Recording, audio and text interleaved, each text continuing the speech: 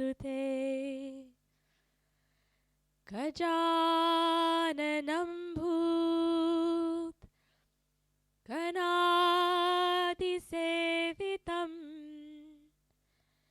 कपित्तजम्बू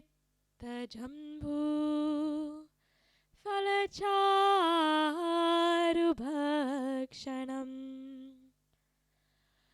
उमासुतं शोक विनाशकायकम् नमामि विघ्नेश्वरपादपङ्कजम् कर्पूरगौरं करुणावतारम् करुणावतारम् ॐ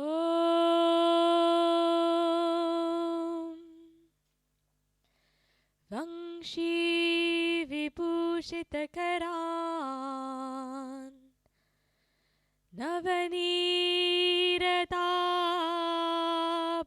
नवनीरदाभात् पीताम्बरादरुणबिं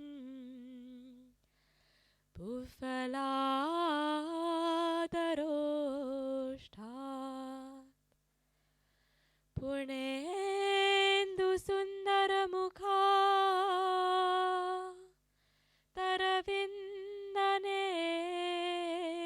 तरविन्दनेत्रात् कृष्णात् परं किमपि त्वमहं न जाने मूकं करोति वाचालं भङ्गुं लङ्घयते गिरिं यत्कृपा तमहं वन्दे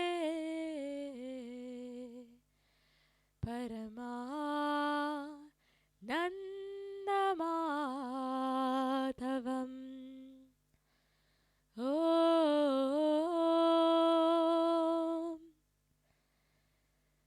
असतो मा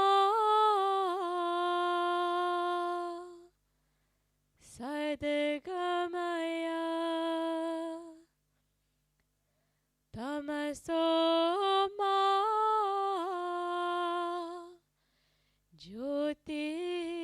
ज्योतिर्गमय मृत्योर्मा अमृतं गमय ॐ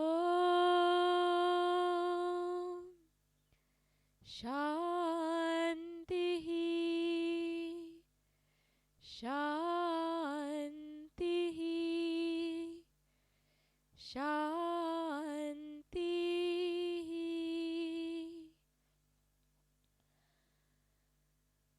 ॐ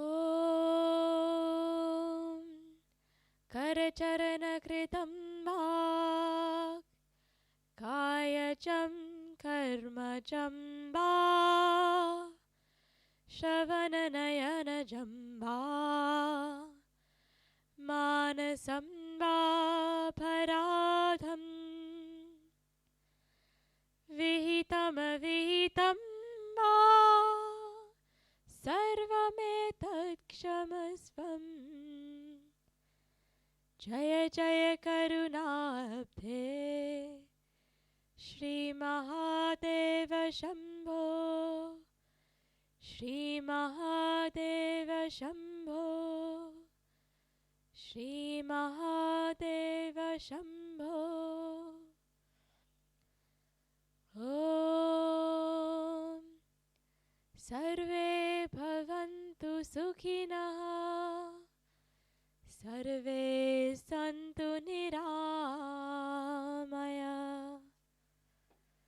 सर्वे भद्राणि पश्यन्तु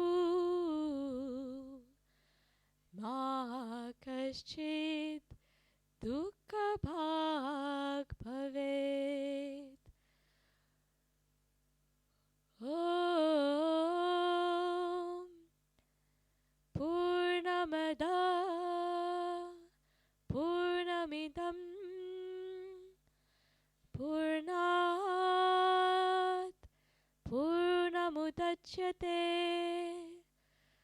पूर्णस्य पूर्णमादाय पूर्णमेवावशिष्यते।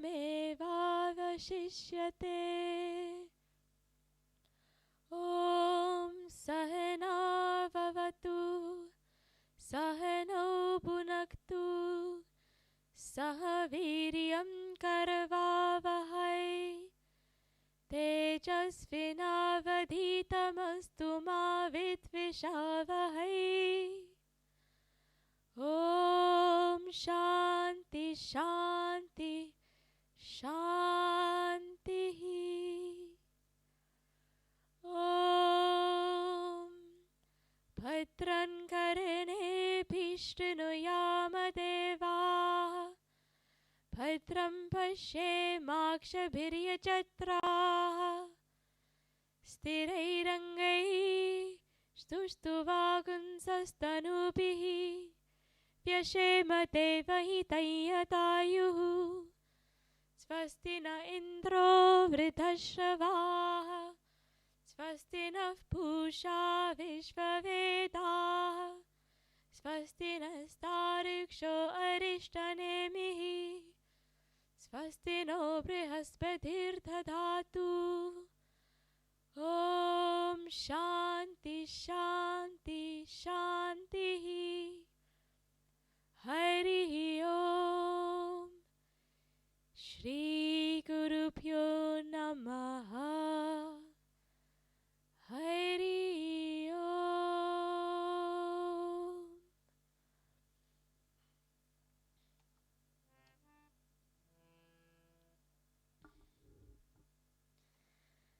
हे नन्द नन्द गोपाल आनन्द नन्द गोपाल। हे नन्द नन्द गोपाल आनन्द नन्द गोपाल। हे नन्द नन्द गोपाल आनन्द नन्द गोपाल। हे नन्द नन्द गोपाल आनन्द नन्द गोपाल। हे नन्द नन्द आनन्द नन्द यदु नन्द नन्द गोपाल। हे नन्द नन्द आनन्द नन्द यदु नन्द नन्द गोपाल। हे नन्द नन्द गोपाल आनन्द नन्द गोपाल। हे नन्द नन्द गोपाल आनन्द नन्द गोपाल। हे नन्द नन्द गोपाल आनन्द नन्द गोपाल। हे नन्द नन्द गोपाल आनन्द नन्द गोपाल। हे नन्द नन्द आनन्द नन्द यदु नन्द नन्द गोपाल। हे नन्द नन्द आनन्द नन्द यदु नन्द नन्द गोपाल। हे नन्द नन्द गोपाल आनन्द नन्द गोपाल। हे नन्द नन्द गोपाल आनन्द नन्द गोपाल।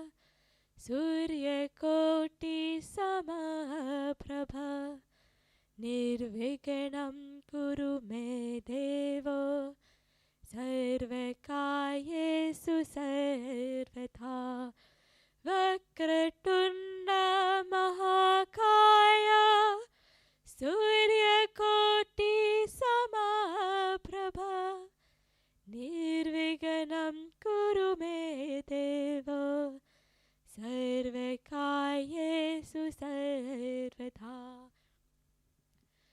वक्रतुण्ड महाकाय सूर्यकोटि समप्रभा निर्विघ्नं कुरु मे देव सर्वकार्येषु सर्वथा वक्रतुण्ड महाकाय सूर्यकोटि समप्रभा निर्विघ्नं कुरु मे देव सर्वकार्येषु सर्वथा वक्रतुण्ड महाकाय सूर्यकोटि समप्रभा निर्विघ्नं कुरु मे देव सर्वकार्येषु सर्वथा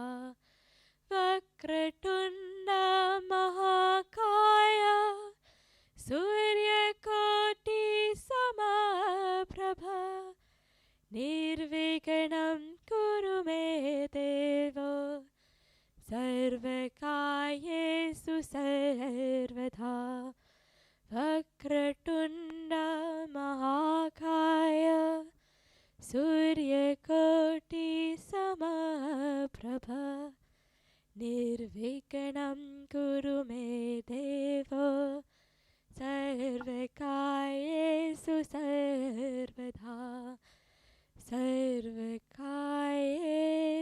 सर्वथा ॐ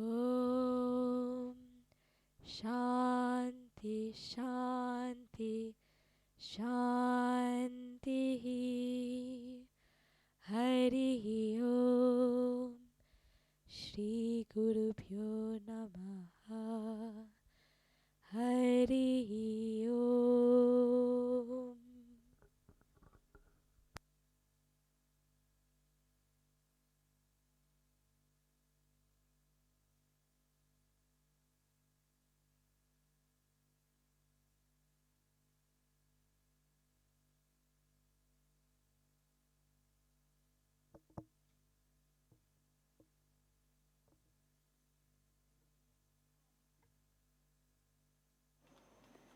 Welcome to Satsang. Sending so much love and so many prayers from home on the banks of Mother Ganga into your homes across the world. You may feel far away, feel separate. But the great challenge that we're all being given these days is to know that we're together, to feel together in our hearts, in our energy, in our presence, even when our bodies are separate. To hold each other in our energetic arms, rather than in our physical arms. To join our energetic hands instead of our physical hands. But aside from the horrendous challenge, tragedy that has made this situation, aside from that, if we step aside from the monumental tragedy of the moment, it's actually a beautiful opportunity to be forced to experience what is it like to hold people, energetically? What is it like to hug with your eyes? What is it like to hug with the energy of your heart rather than actually with your hands? What is it like to reach across feet, miles, thousands of miles, through the glass of a camera lens, through the wires of our internet, through technology, and hold each other energetically? And so while, if I had a magic wand, I would magic wand this thing away. I would magic wand a rewind of the last 4 months. But in the midst of not having a magic wand, it is beautiful to realize the opportunity that we've been given amidst the tragedy, amidst the challenge, which will stay with us.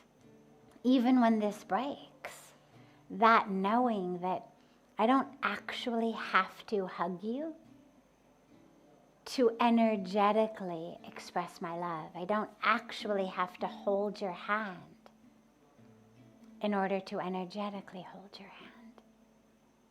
And that's a very, very deep spiritual message.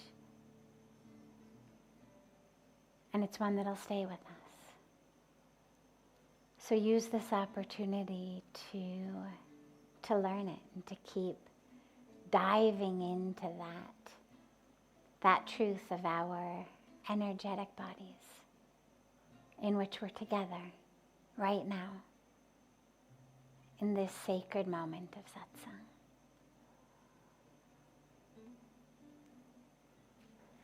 And with that, I will start with one that's come in advance, and then we'll open it up to whatever is coming from our live streaming on the different social media platforms.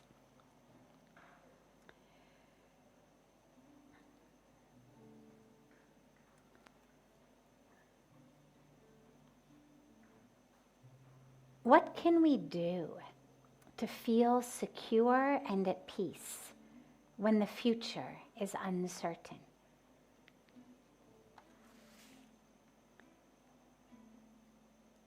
So the future's always uncertain.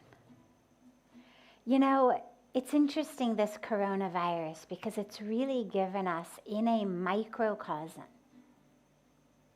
in an incredibly heightened way,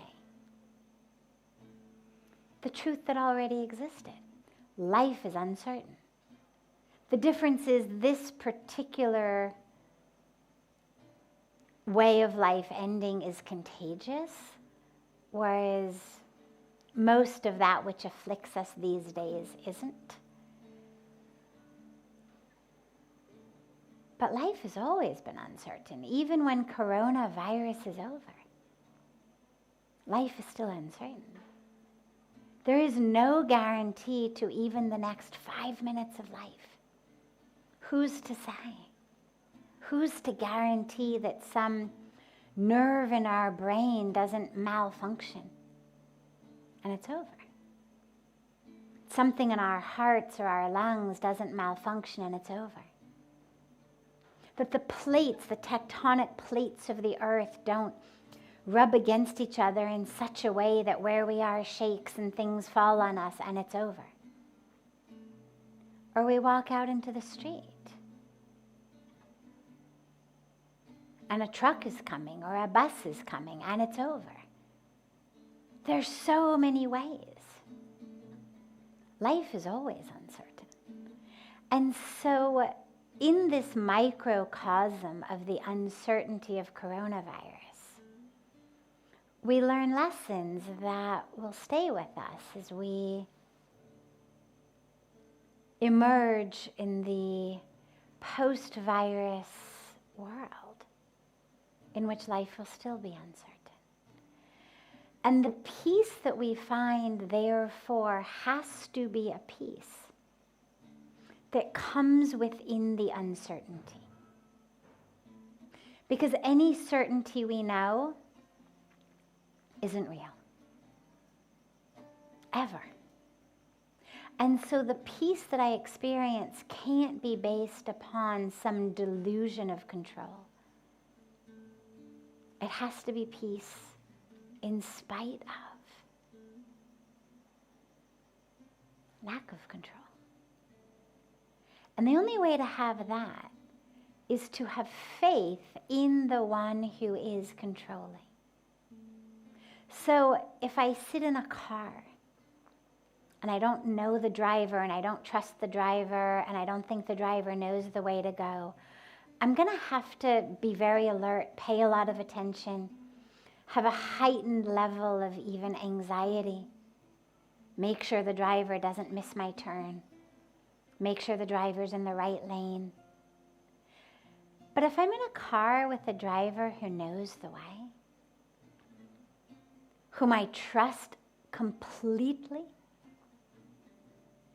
I can close my eyes. I can take a nap in the back seat.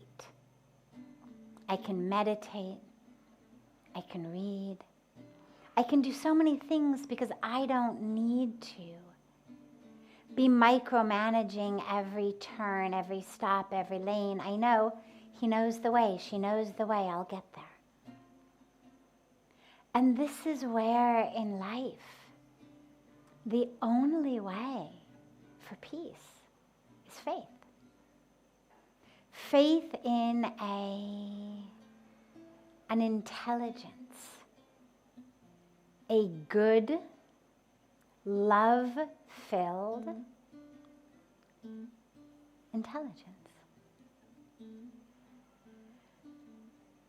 The next question, of course, though, that comes automatically is, well, if that intelligence is good, if God is good, why are so many people suffering needlessly?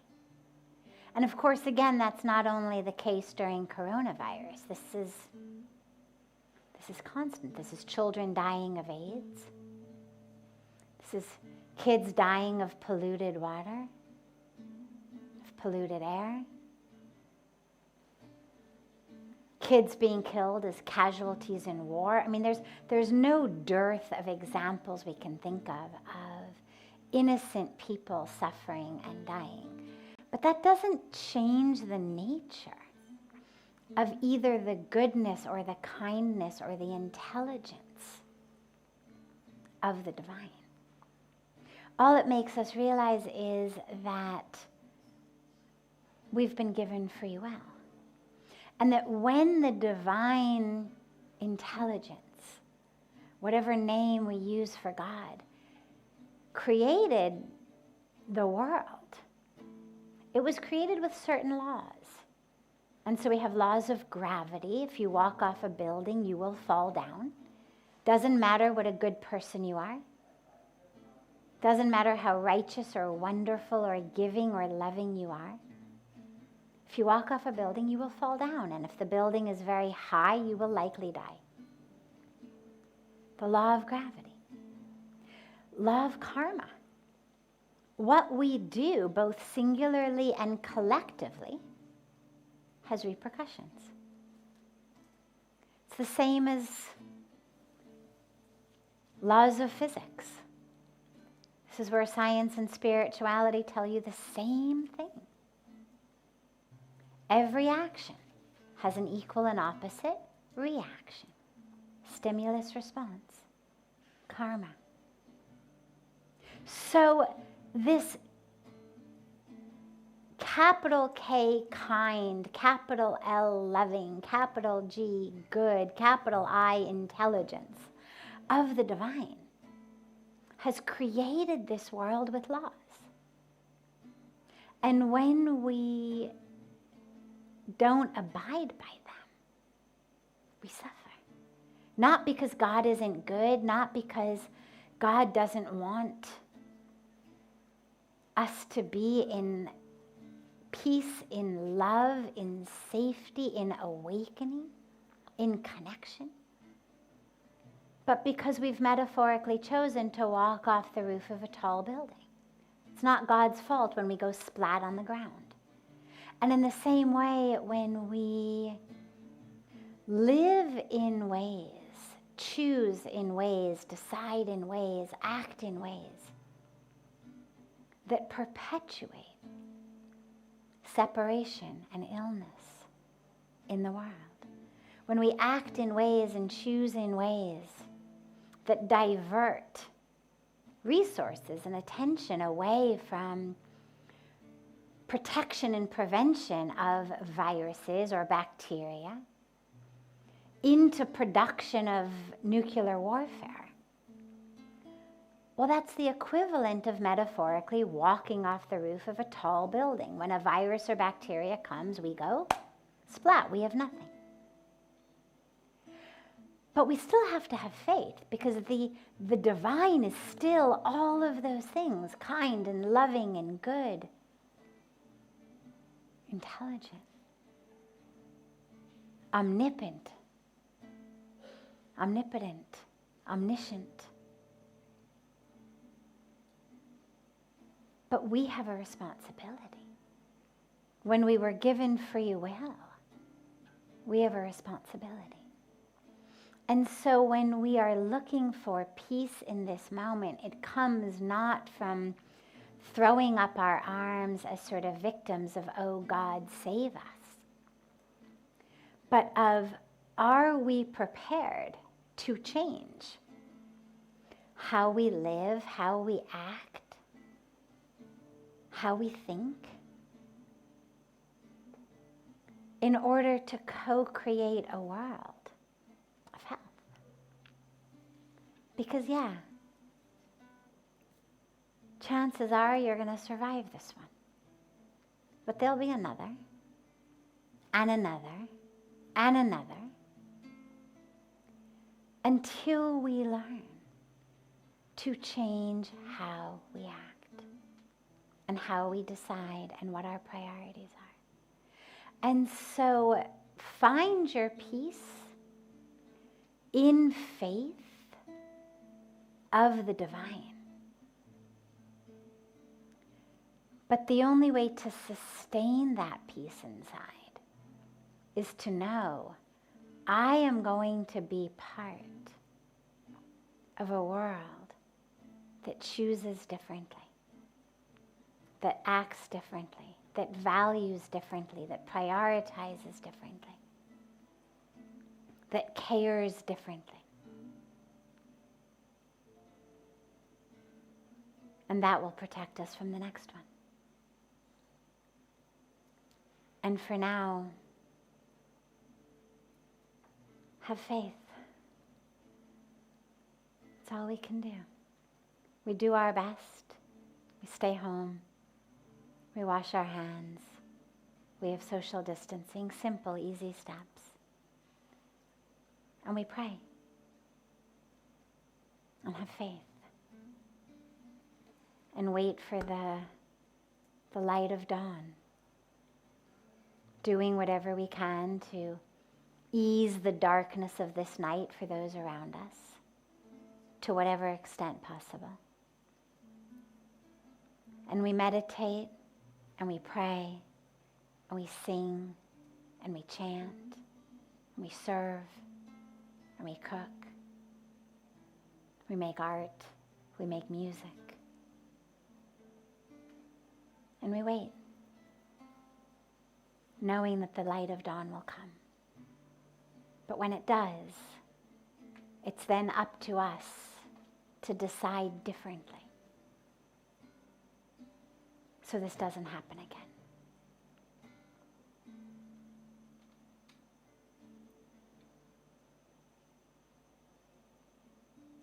Jai Shri Krishna. Jai Shri Krishna, sweetie. We have some questions from Tarisha Singh on Facebook. Okay.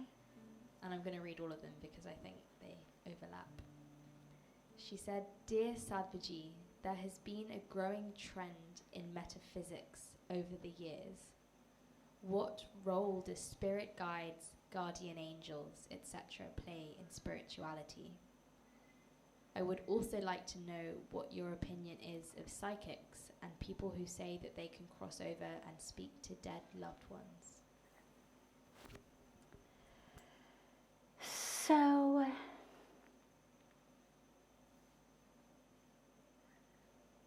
certain realms of science, metaphysics, quantum physics, others, have a very beautiful and exciting overlap with spirituality, because for a lot of people, having science say something gives it more validity than having spirituality say it. And that's tragic, but it's also true. And so having arms of science that are dedicated in many ways to looking beyond the world of just waves and particles, looking beyond that fixed duality, is very, very exciting. Because for me, it doesn't matter what stream people use to enter the great river of truth, whether they enter through spirituality, whether they enter through science, whether they enter through yoga, whether they enter through study, it doesn't matter. What matters is they should enter. And so what we know is that these five senses are not our only ways of knowing.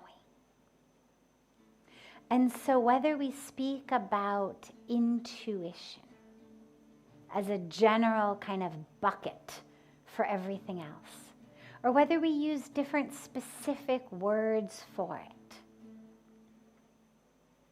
clairvoyance, psychicness, it doesn't matter. They're different words for speaking about phenomena, ways of knowing that are not reliant upon our five senses. And of course they exist. The issue is being able to tune into ways of knowing. We all have them. We just have to allow that we have them. But we have all had moments in our life in which you feel something. Have you ever turned around to see somebody staring at you? Now, how did you know they were staring at you? You say, well, I just felt it. Well, which of your five senses felt somebody's open eyes upon you from behind? Right? None of them. But we say, oh, somehow I felt her staring at me, or I felt him staring at me. We turn. Very common.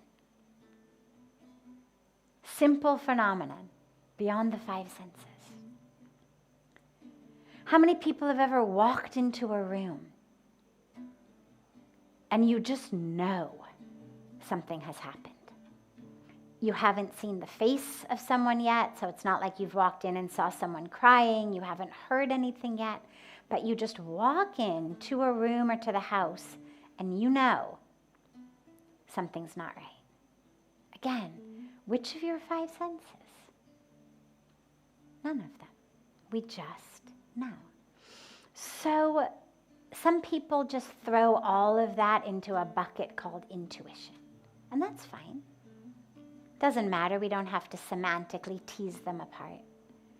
All that matters is that we are in agreement with their existence. Because to limit our ways of knowing, to limit our respected ways of knowing to the five senses,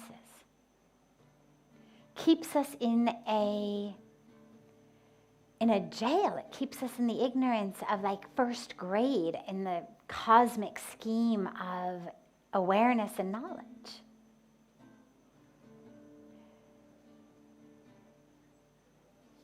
So we have to at least agree that there are ways of knowing. There are things which are self-evident. And so, for example, you are evident to me because I can see you, and I can't see you specifically, I can see the camera, but should you be by chance sitting here in front of me, I could see you, or I could hear you, or smell you, or touch you, or taste you. But if I can't,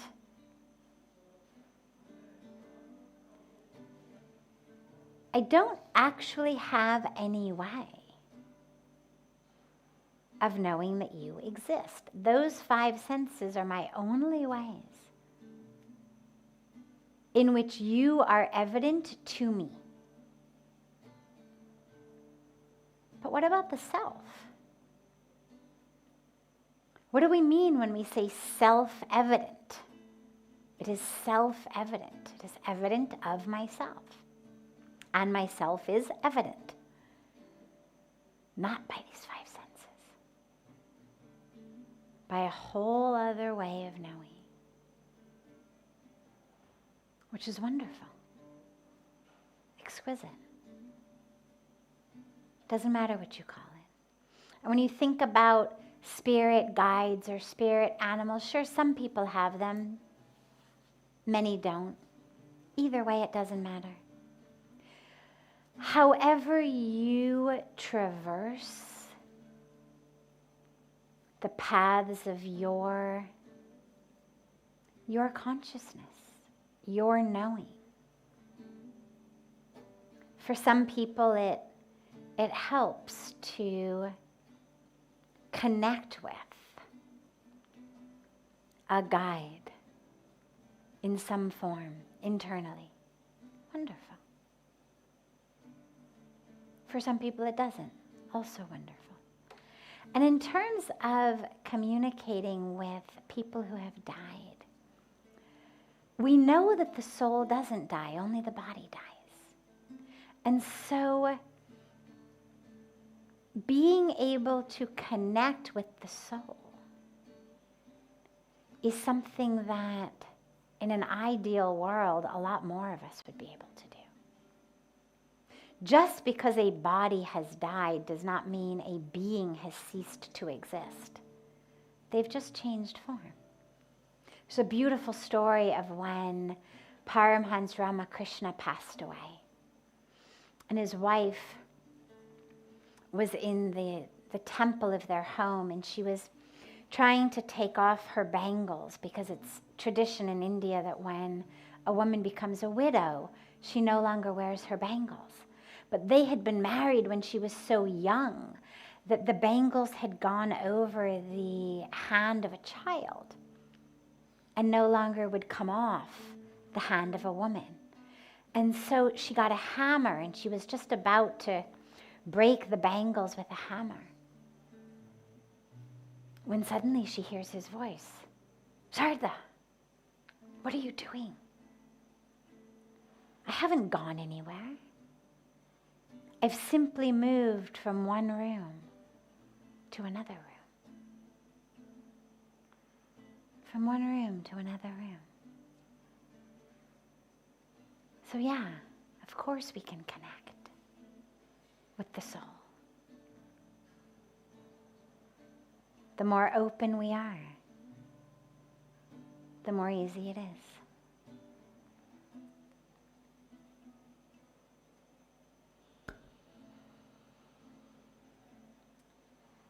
This is on Facebook from one of our very frequent questioners. How can I tackle my carnal desires intermixing with my spiritual quest? How can I tackle my carnal desires on my spiritual quest? So first of all, it's really important not to feel guilty. There is nothing bad or sinful in having very normal and natural sensual desires. We have bodies that are flooded throughout most of our lives with very real chemicals. And the chemicals are called hormones. And these hormones trigger a whole variety of reactions in the physical body, including the brain, that keep us going to perpetuate humanity. If people did not have sensual desires, eventually the human race would extinguish. And so as we have evolved throughout the millennia, the desire for physical, sensual pleasure is something that has been a very robust thing that has continued to stay with us, because the more someone has, the more likely they are to propagate the species. It means the more likely they are to pass on their genes. It means in the future, the more people there are who are likely to have that very strong and robust desire for physical and sensual pleasure. So never feel bad. Too many people feel guilty and dirty and impure about desires that they have. Don't. It's very normal, very natural. And you are not the chemicals of your body. Just because there is a chemical flooding through your body does not mean you need to jump and do whatever it says. The chemicals should not be the masters. So, desire is there, the chemical is there, sure. And of course that gets heightened. Some of it is chemical, purely biological, hormonal. But then a lot of it is based on what habits we feed. So if I am engaging in lots of thoughts, lots of daydreaming, lots of fantasizing about sensual pleasures, I'm making that stronger. I'm strengthening a cycle in which the more I think about it, the more those chemicals are flooding. The more the chemicals flood, therefore the more I think about it, and I create a very strong loop, a very strong pattern. If I watch shows, pornography obviously, but even if not, there's plenty of shows that we watch that are not considered pornography, but nonetheless that give us plenty of experience of witnessing people engaging in the fulfillment of sensual physical pleasures. So if I'm watching lots of things, or I'm listening to a certain type of music, or reading a certain type of book, or having certain types of conversations with people, that's going to just strengthen that in my mind. And the more that gets strengthened, the more the chemicals flow. This is the loop between the mind and the body. If I close my eyes and I start thinking about chocolate cake, chocolate cake, chocolate cake, well, a lot of things are going to happen. The most obvious and first is my mouth is going to start to fill with saliva. Just because I'm thinking about eating chocolate cake. A whole chemical reaction is going to happen in my body based on a thought of chocolate cake. I can't smell it. I can't see it. I'm pretty sure our cook has not cooked it. So it's not about actually having the cake. It's just a thought. But it sets off a whole chain of reaction of chemicals in my body. In the same way, thinking about sensual, sexual, carnal pleasures sets off a whole chain reaction of chemicals in my body that actually make me think more about it, make me want it more. And so this is where it's really important to realize just because that chemical is in my body doesn't mean I have to act. Just because my mouth salivates at the thought of chocolate cake doesn't mean, even if it were sitting here in front of me, that I would have to eat it. This is where on a spiritual path, on a yogic path, we engage in practices like fasting or staying awake all night, is to remind us that the body has all kinds of urges and calls and hungers. And when we're fasting especially, the body is going to say, I'm hungry, feed me. But if I've made a decision that I'm fasting today, I'm not going to eat. The fatigue may say, oh my God, I need to sleep. But if I've decided, I'm staying awake tonight to meditate, this is a sacred night, I'm not going to sleep. And the practices are there, not because sleep is bad or food is bad. They're both wonderful things for our body, but to teach us and remind us and give us new patterns of knowing. It's just a thought. It's just a chemical reaction. I'm not a puppet. Some neurological reaction takes place in my brain and I jump to like I'm a soldier in the army. Yes, sir, tell me what to do. So your spiritual practice should be, think about it as your metaphoric steering wheel. It's going to guide you. It's going to guide you where to go. It's also the brake pedal. It's both.